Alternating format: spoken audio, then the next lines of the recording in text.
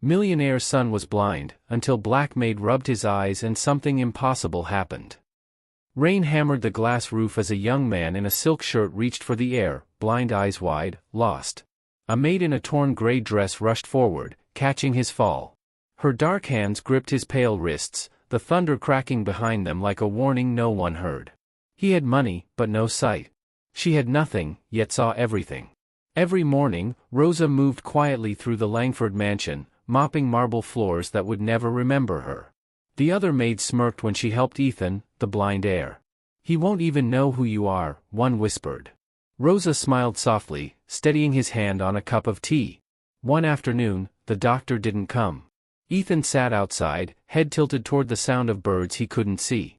Rosa brought a small bowl of warm milk and crushed herbs, her grandmother's cure for clouded eyes. "It's just a story from my village," she said. He nodded. She rubbed the mix gently on his eyelids. Her fingers moved slow, careful. He winced, then froze.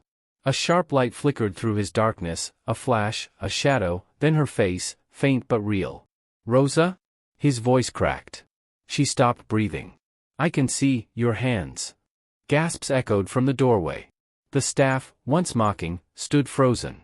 Ethan blinked again, focusing, tears spilling as he traced Rosa's face with trembling fingers. The silence grew heavy, replacing whispers. Even the head maid's smirk faded into fear.